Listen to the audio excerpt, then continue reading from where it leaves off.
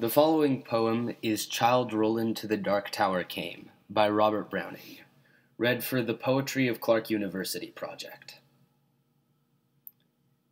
My first thought was he lied in every word, that hoary cripple with malicious eye, askance to watch the workings of his lie on mine, and mouth scarce able to afford suppression of the glee that pursed and scored its edge at one more victim gained thereby.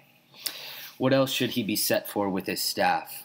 What, save to waylay with his lies, ensnare all travelers who might find him posted there and ask the road? I guessed what skull-like laugh would break what crutch gin write my epitaph for pastime in the dusty thoroughfare. If, at his counsel, I should turn aside into the ominous track, which all agreed hides the dark tower, yet acquiescingly I did turn as he pointed, neither pride nor hope rekindling at the end descried, so much as gladness that some end might be. For what with my whole world-wide wandering, what with my search drawn out through years, my hope dwindled into a ghost not fit to cope with the obstreperous joy success would bring, I hardly tried now to rebuke this spring my heart made, finding failure in its scope. As when a sick man, very near to death, seems dead indeed, and feels begin and end, the tears and takes the farewell of each friend, and hears one bid the other go, draw breath freelier outside, since all is o'er, he saith, and the blow fallen no grieving can amend. While some discuss if near the other graves be room enough for this, and when a day suits best for carrying the corpse away, with care about the banners, scarves, and staves, and still the man hears all, and only craves he may not shame such tender love, and stay. Thus I had so long suffered in this quest, heard failure prophesied so oft, been writ so many times among the band, to wit, the knights who to the dark tower's search addressed their steps, that just to fail as they seemed best, and all the doubt was now, should I be fit? So quiet as despair I turned from him, that hateful cripple, out of his highway into the path he pointed. All the day had been a dreary one at best, and dim was settling to its close, yet shot one grim red leer to see the plain catch its astray. For mark, no sooner was I fairly found pledged to the plain after a pace or two, than pausing to throw backward a last view o'er the safe road, 'twas gone, grey plain all round, nothing but plain to the horizon bound. I might go on, naught else remained to do. So on I went. I think I never saw such starved, ignoble nature. Nothing throve, for flowers as well as expect a cedar grove, but cockle, spurge, according to their law, might propagate their kind with none to awe. You'd think a burr had been a treasure trove. No. Penury, inertness, and grimace, in some strange sort, were the land's portion. See or shut your eyes, said nature peevishly. It nothing skills, I cannot help my case. 'Tis the last judgment's fire must cure this place, calcine its clods, and set my prisoners free. If there pushed any ragged thistle stalk, above its mates the head was chopped. The bents were jealous else. What made those holes and rents in the dock's harsh swarth leaves, bruised as to balk all hope to greenness? 'Tis a brute must walk, pashing their life out with a brute's intent. As for the grass, it grew as scant as hair, in leprosy. Thin, dry blades pricked the mud, which underneath looked kneaded up with blood.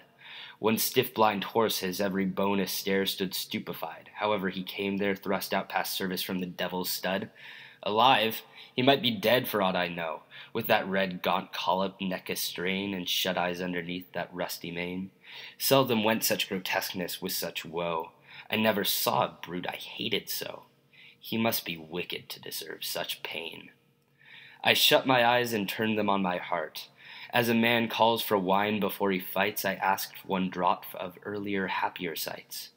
Ere fitly I could hope to play my part, think first, fight afterwards, the soldier's art. One taste of the old times sets all to rights. Not it. I fancied Cuthbert's reddening face beneath its garniture of curly gold. Dear fellow, till I almost felt him fold an arm in mine to fix me to the place that way he used. Alas, one night's disgrace, out went my heart's new fire, and let it cold. Giles, then, the soul of honor, There he stands, frank as 10 years ago when knighted first. What honest man should dare, he said, he durst. Good, but the scene shifts. Faugh! What hangman hands pinned to his breast a parchment? His own bands read it. Poor traitor, spit upon and cursed. Better this present than a past like that. Back therefore to my darkening path again. No sound, no sight, as far as eyes could strain. Will the night send a howlet or a bat? I asked, when something on the dismal flat came to arrest my thoughts and change their train. A sudden little river crossed my path, as unexpected as a serpent comes. No sluggish tide congenial to the glooms. This, as it frothed by, might have been a bath for the fiend's glowing hoof, to see the wrath of its black eddy bespate with flakes and spumes. So petty, yet so spiteful. All along low scrubby alders kneeled before it. Drenched willows flung them headlong in a fit of mute despair, a suicidal throng. The river which had done them all the wrong, whate'er that was, rolled by, deterred no whit. Which, while I forded, good saints, how I feared to set my foot upon a dead man's cheek. Each step or feel the spear I thrust to seek for hollows tangled in his hair or beard. It may have been a water rat I speared, but it sounded like a baby's shriek. Glad was I when I reached the other bank. Now for a better country. Vain presage!